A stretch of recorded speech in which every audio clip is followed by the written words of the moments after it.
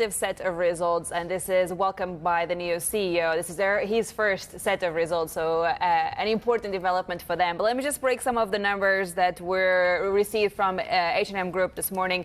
In terms of net sales, these actually came in higher than analysts had expected at 53.7 million Swedish crowns. And the gross profit margin, also an important number to look at here, also came in above what markets were pricing in at 51.5%. As I mentioned, this is the first set of results for the new CEO, and he explained the performance in what was the first quarter of performance for H&M Group through continued cost control, better precision in their collections, and close cooperation with their suppliers. Also important to keep in mind, as Mandy just referred earlier today, that he also reiterated their target of achieving 10% of operating margin for the full year in 2024. So he is keeping this target even though it's a new leadership. I also want to share with you the performance, the stock performance amid H&M Group peers, because we know, despite the fact that this is actually a positive set of results for H&M Group this morning,